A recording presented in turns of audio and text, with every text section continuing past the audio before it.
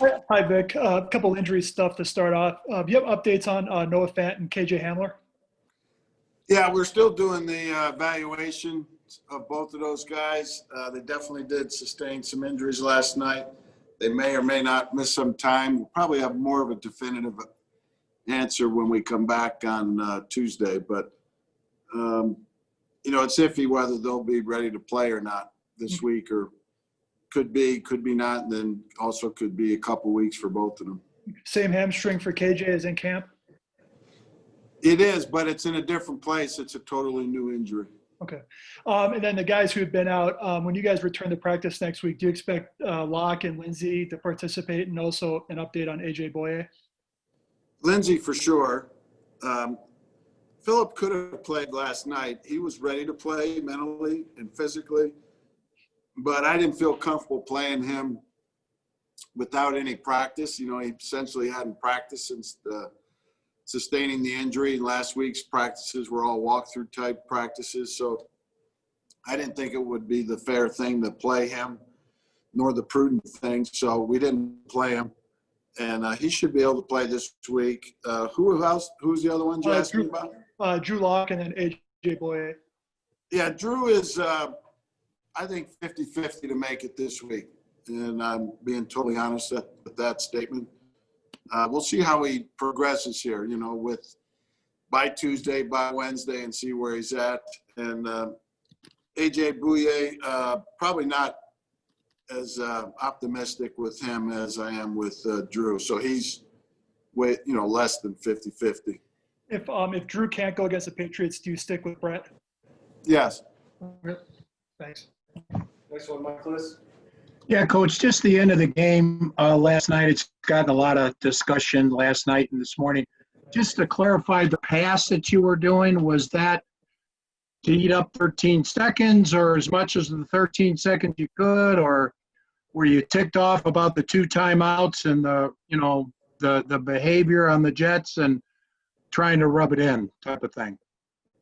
No, it was not a rub it in thing at all, because we're not trying to complete a pass there. It's pretty common when you get to 4th down in those situations and you've decided not to kick, whether it be a punt or a field goal, that you're going to drop back, get deep, throw it high and as far as you can out of bounds to try and burn what could end up being 6 to 7 seconds or more, and just leave it at that. It's a very common play in the NFL. We would do it again under the same circumstances.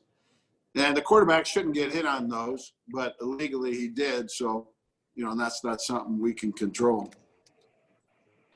Next one, Troy.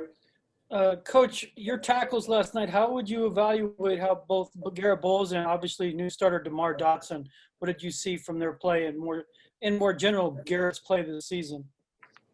I think Garrett's played well this season. I think he's been called for 2 penalties, and the one was a bad call. Should not have been called. I think he's played well, and he's played dinged up too. He's got an elbow that's bugging him, something else that's bugging him, and he's fighting through it. I felt good about Garrett coming into the season. I remained in constant contact with him throughout the offseason, knew he was in a good spot mentally and emotionally. He was working out good. It was true when we finally got together in training camp that he was primed to play his best at this point in his career, and I think he's done that up to this point. And I think Dodd went in and did a good job. He was obviously rusty, but he's a veteran, and, once it's identified who he has to block, he does a good job of getting that done.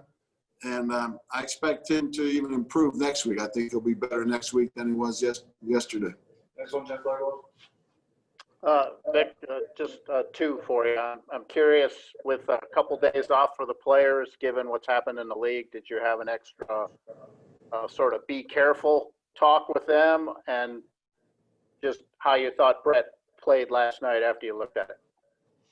Well, we've been having those talks with the players all year long, ever since we got back here. And about every other day I hit him with something as it relates to COVID and what do we have to do to mitigate the virus and do our best to try and keep it out of our team and out of our building. And so we're constantly doing that. Just because of what happened in Tennessee doesn't make us react any more than what we've been doing, because we've been on high alert from day one and will continue to be.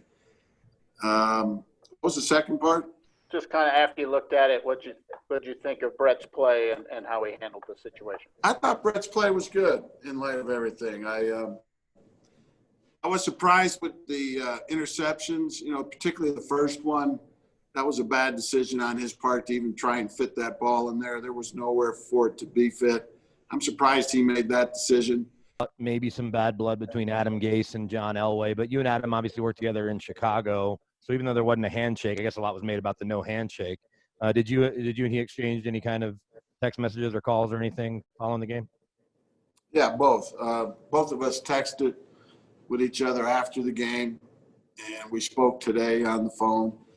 It has nothing, Adam and I are friends, have been, will continue to be.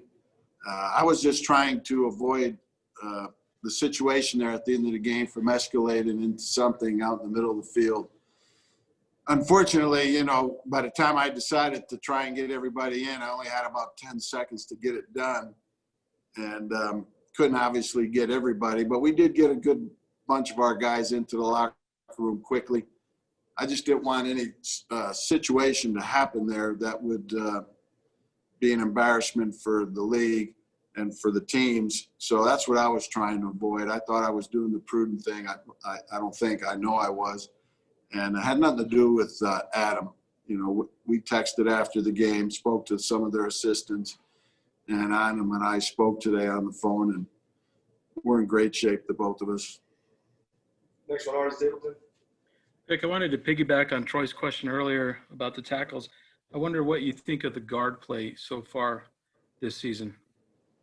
It's been good. Obviously there's plays where they both can be better and they'd like to have do-overs or mulligans, but, we don't get them. But overall, their play's been good. Like I said to you guys the last 2 weeks, the inordinate amount of sacks we gave up in games 2 and 3, there's a lot of things involved with that. It's not just the offensive lineman. And we got some of that cleaned up, and it resulted in no sacks. But, the no sacks may not reflect a great protection night either. Maybe, you could be under duress the whole time. So, but back to your original question, I think both of them are playing good. Guys, time for a few more. Next one, Zach Stevens. Hey, Coach, did Devontae Bosby do enough last night to earn a bigger role moving forward? And what did you think of his game last night? I thought when Boz came in there at the end of the first half and we left him in for the entire second half, I thought he had some really good plays, obviously. Got his hands on a couple balls, broke them up, had a chance for a pick there at the end, but didn't get it converted. Had some other plays that he'd like to have do-over. But, I think with our current status of our secondary, I'm inclined to leave him in there and play more. Next one, Ryan Howard. Hey, Vic, when you send Alexander and Josie on those blitzes up the middle, how much do you envision that helping your edge guys with some favorable matchups in the future? Well, anytime you add, a fifth guy, it does create some more one-on-ones because guys have to block. But, the biggest question is it's a week-to-week evaluation, what you need to do to win a game. And obvious there in the first drive there, we had a hard time tackling their quarterback. And the highlight play that he had, we did have 5 guys rushing, and we had a chance for the sack. AJ missed it, and then we missed him down the field twice. Because of that quarterback last night, we needed to do that. And like I've told you guys many times before, we have that stuff. We have it available. And when we deem it necessary, we will use it. Final 2, Troy and then Brandon. Go ahead, Troy. Coach, has Drew been able to throw yet since the injury, and what would you need to see from him to have trust that he could go against the Patriots? He hasn't thrown yet, not a football. He's thrown some light balls. I just need to see a healthy quarterback. I'm not going to put him out there unless he's healthy. He can throw without hesitation, without altering his delivery, and he's very confident and healthy that he can go out there and play normal. Final one, Brandon. Coach, I understand you worked out maybe 4 defensive linemen to add to those practice squad spots. Sylvester Williams, former first rounder, being one of them. How did that look? Do any of those guys seem like they could be on your practice squad here soon? Yeah, some of those guys are going to be on our practice squad. Not sure exactly how many or when that will be announced, but yeah, that will be happening. Okay, Well, Coach. Oh, sorry. Go ahead. How did Williams look? Obviously, a former first rounder. Folks remember him helping win the Super Bowl here. So. Yeah, he looked fine. Hopefully he's got some good ball left in him, and if he's the guy that we so choose to go with, he's going to get an opportunity to play. Okay, Coach, thanks for taking the time.